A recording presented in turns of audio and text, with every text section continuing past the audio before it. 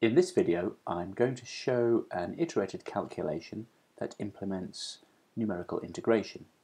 And I'm going to use the example of a simple harmonic oscillator, and what we'll arrive at is what is called Euler's method. So I'm going to start with a new script. And I'll bring up the editor. Should have done two there, just go back to one of them. And as usual, I'm going to put a few line breaks in, put some comment in the code, and we'll say Euler's method for a simple harmonic oscillator. And we're going to simulate an oscillator, so we need to have some form of initial conditions. So I'm going to assume it's a spring mass system. So at some point I'm going to need a mass. So I'll just put some placeholder there to indicate I'm going to have a mass at some point. I'm going to have a spring constant, okay, I'll put that in there as well, and I'm going to allow for some viscous force, so I'm going to put a B term there as well. Okay? And I'm going to need some initial conditions, so I'll call that x initial, something like that. I'll define that to be some value, and I'll need an initial velocity, I presume, as well.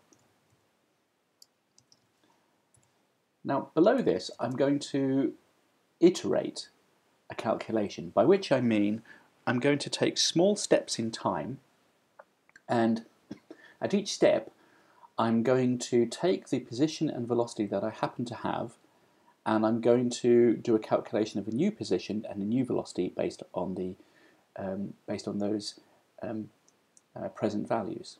So this is a so-called forward method. So my basic calculation will be something like this, and this is what I would call pseudocode, so I'm going to just type it to illustrate what we're doing.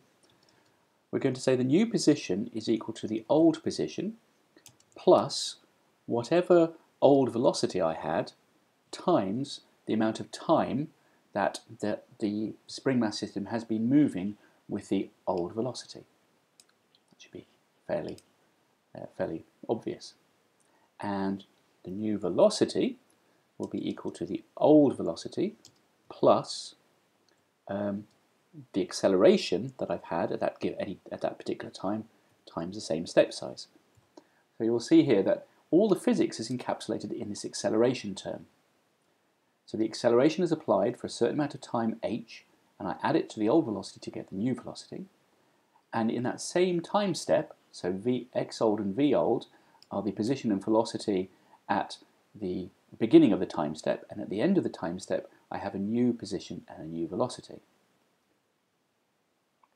Now let's see if I can put that into a loop, because I wish to apply this over many iterations. So let's make a for loop, and we'll say for n is equal to 1 to 100 steps, something like this. So I'll put an n statement around it to indicate that I'm going to do this calculation many times. And to make the code a little bit clearer, I'm going to indent the code up here by pressing the indent button. Now clearly, if I just do these actual two lines of code many times, nothing interesting will happen. I need some way of setting the initial values when n equals 1 and then putting in new values. So let's see if I can do that. So let's see, I want to set, let's call these values here x at each iteration and v at each iteration, and we'll have v at each iteration, and then I'm going to redefine them at each step. Now there's a problem here, because when I calculate, no, I think that should be okay, because I calculate the new position based on the old velocities, and I calculate the new velocity based on the old velocity, and you can see that I can overwrite xit without having to worry about vit using the wrong value of xit, because this xit does not appear in this formula. So all I need really to make this work now is I need to define the initial values of xit and vit. So just for clarity, I'm going to say xit, the x at any particular iteration, is initially set to the initial value. and v at each iteration is set to v initial. Now, of course, I have to give some actual values up here, so let's just put a line break. Let's put a comment here. So this is calculate the motion of the spring mass system, and put some more lines there. And then above that, I can say set parameters and initial conditions, something like that. Let's save it at this point, and I'll call it Euler, something like Euler integrate, something like that. So let's at this point give some values to m, k, and b. Well, I'll set m to be 2 kilos, I'll set k to be 2, and I'll set b to be a small value, say 0.1 or something like this. And I'll have an initial condition of 1 meter extension, or whatever I might think, and I'll have no initial velocity, just for simplicity for now. And that should be it. Oh, of course, I've not defined h here, so let's define a step size. Well, I presume h is given in seconds if everything else is given in SI units, so I'll give h is equal to, well, let's make it a small step size, make it 0.1 seconds. We're not really sure what it should be yet. And the other thing that's missing is, of course, what is the acceleration? Now, clearly the acceleration is going to change in each and every iteration n. So I'll put an acceleration term in. What is the acceleration? Well, the acceleration is equal to, well, it's minus kx over m minus bv over m.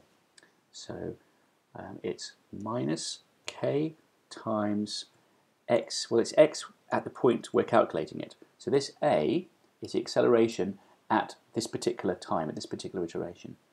So it's minus k times xt over the mass minus b times v it divided by m. Okay, let's see if that works. So I'm going to run that and see what I get. Well, I get some values, and I get, well, they're clearly not the initial values. The initial values are 1 and 0, and the final values are minus 1 and 0.6. So this doesn't really tell us a lot. We think, done a numerical integration, but it's not really very illustrative of what's going on. So can we improve on it? Well, of course, in the olden days, when we didn't have a lot of computer memory, we wouldn't be able to store all the values that we were generating as we generated them. So we'd have to use a formula like this. But we don't need to do that now because we have lots of memory, so we can store all the values as we go, and we can see what the progression of the motion of the particle was over each of the values n. So let's do that. How are we going to do that? Well, we want to define some kind of array of x values and v values. So let's see what that should look like. Well, our formula for doing the integration should be something like, for each value n, I want to take x at that point and v at that point. So let's just substitute that in, v at that point. And there we are. And make a new value. This is be the nth plus 1th value. And the new v value, vn plus 1. So now I'm going to, instead of creating a single value and then overwriting it, I'm now going to create a whole set of values. But as before, I need to define the first value. So I can do that by defining x1 equals the initial value and v1 equals the initial value. So you can see why I distinguished the iterated values from the initial conditions. They're different things. It's just to show what, if I define a1 equals 3, you see I've defined some array. If I define a2 equals 4, I've created an array which has 2 elements in it. And if I go on and define a3 equals 5, I've created a 3-element array. So I can do this in MATLAB. I don't need to predefine how long the array is going to be. I can just go ahead and do the calculation. So let's run that, see what it does. So it's done something, and you can see it's created 101 values of x and 101 values of v. So let's plot x. What does it look like? Well, it's definitely doing something. Is it doing the right thing? Not apparently. Have we got all of our values the right way around? Have we got the acceleration is equal to minus kx over m minus bv over m? That seems to be okay. Should I turn off the damping for a bit and see what that looks like? Let's try doing that. Let's try reducing the step size, and we'll increase the number of steps. Let's try doing that again. We'll run it one more time, see what it looks like. We'll look back at the window. We might need to... Well, it looks about the same, doesn't it? Doesn't look like it's really done anything correctly. It might be more helpful for debugging this program if I calculate some t values at the same time. I mean, there are more elegant ways to do that, but what I could do is I could say t1, our initial time, is equal to 0, and then at each step of the calculation, I can say that t of n plus 1 is equal to n times h, where h is the time step size. And now, in fact, what I should do is I really should put the plot command. I can plot x versus, in fact, it should be t for the x-axis, and x is the amplitude. I'll plot that. Oops. And save it and run it and see what it looks like now. So it's still not working, so there must be a bug in here somewhere. Have I done the correct calculation? I am taking the new position and calculating it on the basis of the old position, and the particle is moving at a velocity v at that particular step for a time step h, and the new velocity is based on the old velocity, and again I'm adding acceleration for a given amount of time. And we'll go up and see if I've got the right sort of initial conditions up here, and have I used the right k times x. You can see here. There we are. Debug it. Exit was already defined, but it was left over. Now we could debug that by, we could eliminate that bug by typing clear all at the beginning of our code, which gets rid of all the variable definitions. If I were to run that again, you'll see that undefined function of variable xit. So clear all is a very good way when you're writing code of eliminating errors. So I'll go back down here, and you can see I should be calculating the present position and the present velocity. And now when I calculate it, you can see a sinusoidal curve. And it looks about right. Now we're nearly there, but not quite, because in our iteration here, we've defined a certain number of steps. That's all well and good, but really when we do a calculation, the number of steps and the step size these are elements of the simulation. They're not elements. They're not part of the real simulation we're trying to do. I mean, this is a toy example, but we really, in a real situation, we would have a particular amount of time that we wanted to calculate for. So we'll call that sim time or something like that. And let's say we want to, in the real world, simulate for 100 seconds. And then the number of steps we want to calculate for, well, let's call that num steps, is going to be equal to sim time divided by h. And then we want to calculate for that number of steps, or thereabouts. Notice that if I have this number of steps, then the number of data points I'll generate will be that plus 1, because I have the original step 1, and I'll go up to num steps plus 1. So sometimes you may want to put a -1 there, should you wish. Well, let's leave that in. So I'll save that. Now we'll run. So we're going to do. So this is now a simulation of a spring mass system with this mass, this spring constant, and this damping parameter to be simulated over 100 seconds with a step size, which is a feature of this algorithm, a step size of 0.01 seconds. So we'll run that. And there it is.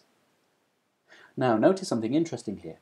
Notice that even though there is no damping, in fact there is no damping, therefore the amplitude of the oscillations should be a constant.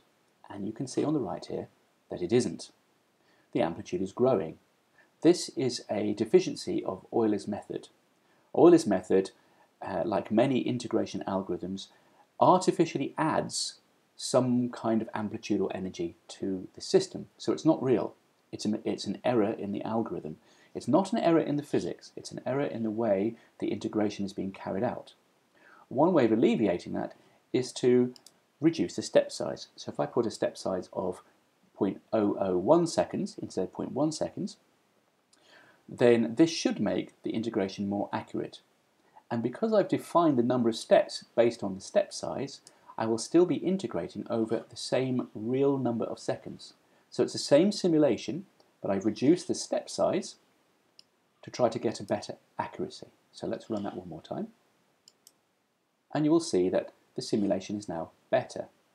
You would have to look quite closely to calculate whether or not, or to see whether or not this amplitude really is increasing or not. Actually, if you look closer, you can see that it is actually increasing. So I need, in order to get a particular accuracy of simulation, I need to set an appropriate step size, and at some point I need some way of comparing my simulation to what I think the true answer ought to be. So in this case we have no damping, so therefore we know that in this particular physical situation that the amplitude should be constant, and I can see here, and I can calculate more readily later, that the error in my calculation is around a few percent, which is not good. That's a very large error really, and really I should set a smaller step size to try to get it a little better. But let's say our simulation is accurate to a few percent. That means if I now have a different situation where I have some damping, let's put a damping value of 0.4, say, and I run the simulation again, you will see that with that level of damping, the oscillations are dying away. And these oscillations are dying away. However, because in my test situation when I had no damping, I knew that at later times I couldn't believe the simulation to better than a few percent, I also shouldn't believe any of these values to better than a few percent. So what we've written here, these lines of code here, this is Euler's method, which is one of the simplest integration methods one can write down. And notice that this part here, this iteration of the position and velocity over successive time steps of size h, this is the algorithm, this is the method that's being applied, which is independent from the physical model. This is the physical model here in a single equation. So it's this acceleration that encapsulates the physical processes which are being simulated. So there are different deficiencies that can arise based on whether it's a deficiency in the algorithm or whether it's a deficiency in the representation of the physics. And in later videos we'll look at that in a little bit more detail.